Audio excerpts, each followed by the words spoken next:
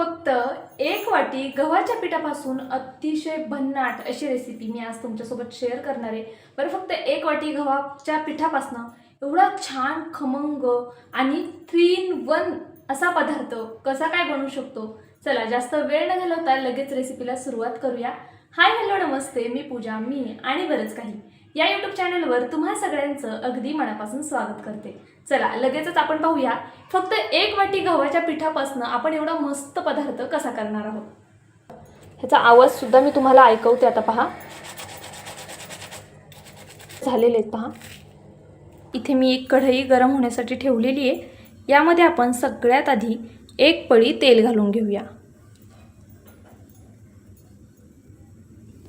इथे ही लहान पळी आहे, एक पळी मी इथे तेल घातलेले आहे। खूप जास्त तेलाची गरज नाही आपल्याला या रेसिपीसाठी।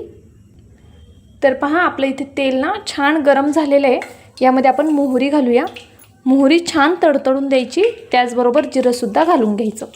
पहा जिरंसुद्धा छान असं फुललं की लगेचच यात कट केलेली हिरवी मिरची घालायची।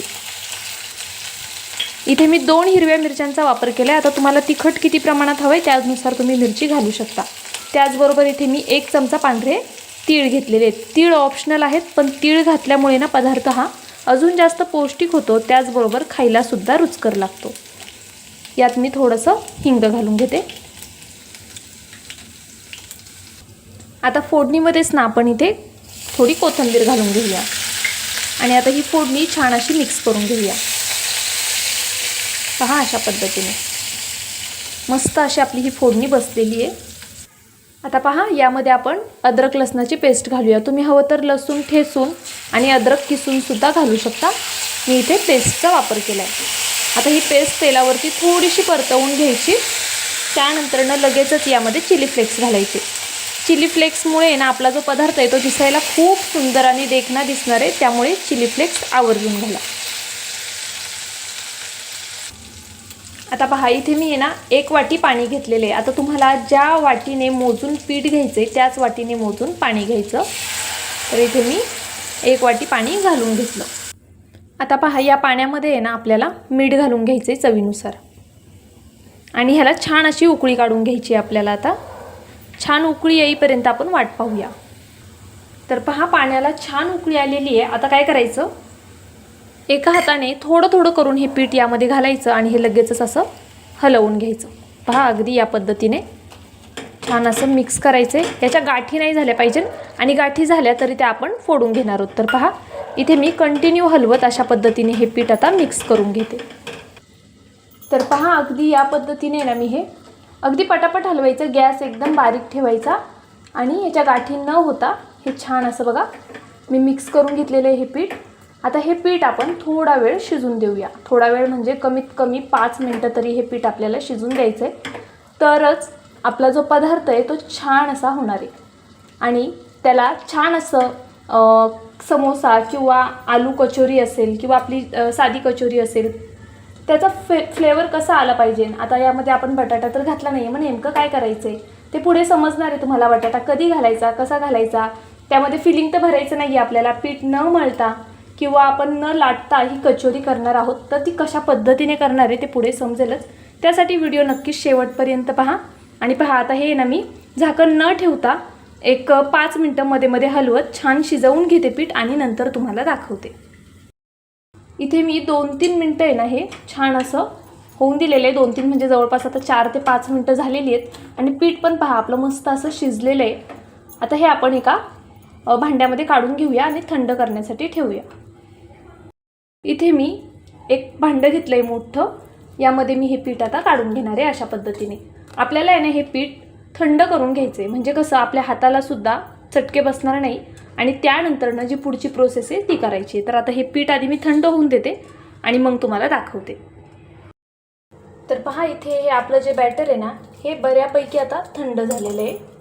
अगदी व्यवस्थित पहा असं कोमट आहे, हाताला आपल्या सोसेल इतपत आपण हे थंड करून घेतलेले। आता इथे माझ्याकडे 2 उकडलेले बटाटे आहेत। हे बटाटे आपल्याला यामध्ये घालून घ्यायचे आहेत। पहा पिठाची जितकी क्वांटिटी आहे ना तितक्याच क्वांटिटीत आपल्याला बटाटा इथे घ्यायचा आहे। तर इथे मी 1 वाटी पीठ घेतलेलं, त्याचा गोळा पाहिला तर आपण पहा 2 बटाट्यांइतका त्याचा गोळा तयार होईल असा आहे। त्यामुळे मी इथे 2 बटाट्यांचा वापर केला आहे। बटाटा जास्त घेतला ना की आपण जो पदार्थ करतोय तो खायला खूप जास्त छान लागणार आहे. तर पहा इथे मी एक बटाटा अशा पद्धतीने किसून घेतला.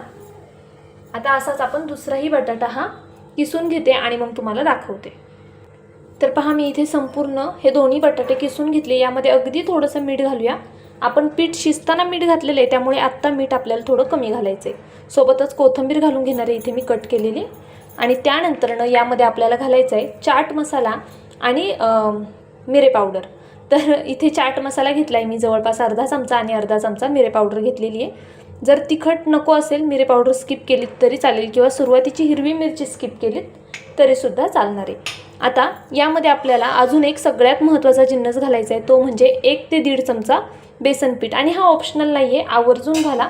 जर तुमच्याकडे बेसन पीठ भाजलेलं असेल ना तर ते घेतलं तरी चालेल. इथे मी कच्च्याच बेसन पिठाचा वापर केला आहे, पण जर तुमच्याकडे भाजलेलं असेल पीठ तर तुम्ही ते सुद्धा घेऊ शकता. आणि आता हे पीठ मळताना जर तुम्हाला वाटलं की खूप पातळ आहे पीठ तर तुम्ही अजून जास्त यामध्ये कोरडं पीठ गव्हाचं किंवा बेसन पीठ ॲड करू शकता. शक्यतो गव्हाचं पीठ ॲड करा जर तुम्हाला वाटतंय की हे पातळ आहे.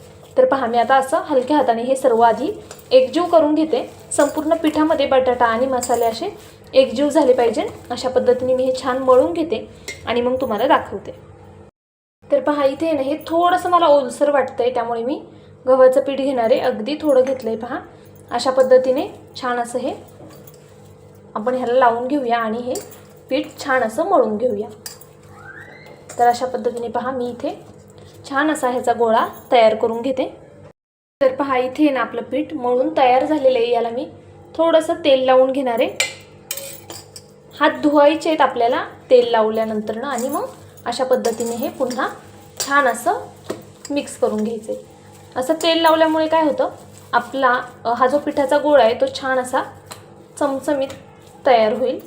पहा म्हणजे काय होईल हे पीठ ना आपल्या हाताला चिकटणार नाही आणि व्यवस्थित असा हा गोळा तयार होईल. तर इथे आपला हा पिठाचा गोळा मळून तयार झालेला आहे. आता याच्या आपल्याला अशा पद्धतीने छोट्या छोट्या टिक्क्या करून घ्यायच्यात. हाताला थोडंसं तेल लावून घ्या आणि पहा अशा पद्धतीने ह्याला कचोरीचा आकार द्यायचा आहे आपल्याला. कचोरी आपली थोडी मोठी असते, इथे मी लहान आकार असा देऊन घेणार आहे. तुम्हाला हवं असल्यास तुम्ही मोठ्यासुद्धा कचोऱ्या याच्या करू शकता. तर पहा इथे मी या पद्धतीने करून घेतलेली एका प्लेटमध्ये काढून घेते. अशा पद्धतीने मी आता सगळ्या आधी करून घेते आणि त्यानंतर ना मग तुम्हाला दाखवते. तर इथे पहा मी तेल आधीच गरम होण्यासाठी ठेवलं होतं आणि प्लेटमध्ये बसतील तितक्या कचोऱ्या मी इथे करून घेतलेल्या आहेत. आता एक एक करून आपण अगदी अलगद हाताने ह्या सोडून घेऊया. तेलात बसेल तितक्याच कचोऱ्या आपल्याला एका वेळी सोडायच्या आहेत.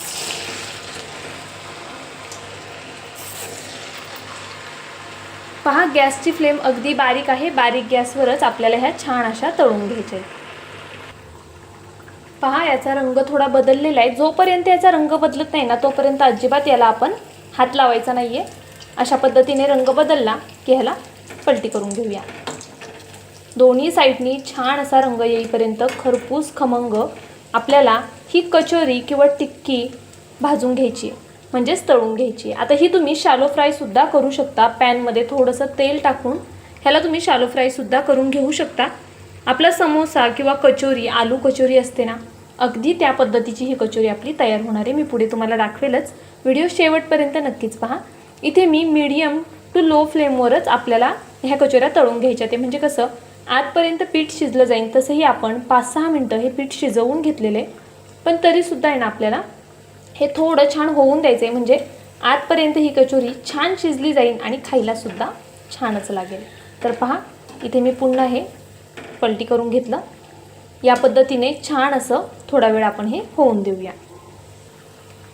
तर इथे पहा आपल्या कचोरीला मस्त असा रंग आलेला आहे. आता अशा रंगावर येईपर्यंतच आपल्याला कचोरी छान अशी तळून घ्यायची आहे. आता आपण ही काढून घेऊया. किती सुंदर दिसते पहा. कदाचित तुम्हाला व्हिडिओत थोडा डार्क रंग दिसत असेल पण खरंच खूप कमाल झालेली आहे. आपण आता ही काढून घेऊया एका प्लेटमध्ये. आवाजावरून सुद्धा समजत असेल तुम्हाला किती मस्त खमंग खुसखुशीत झालेली असणार आहे. तुम्हाला मी नंतर तोडून सुद्धा दाखवते. आणि पहा अशाच पद्धतीने मी बाकीच्या सुद्धा कचोऱ्या इथे तळून घेणार आहे. अगदी अलगद सोडायचे. कचोरीची तुम्ही जर हे पाहिलं असेल बघा आपण जाड ठेवलेल्या आहेत, खूप पातळ नाही करायचे आहेत आपल्याला, जाडच ह्या कचोऱ्या करून घ्यायच्या आहेत. तर पहा इथे मी काही कटलेट तळून घेतलेले आहेत आणि बाकीचे आता करणार आहे. खूप छान होतात, भरपूर प्रमाणात होतात आणि अतिशय चविष्ट होतात. ह्याचा आवाजसुद्धा मी तुम्हाला ऐकवते. आता पहा,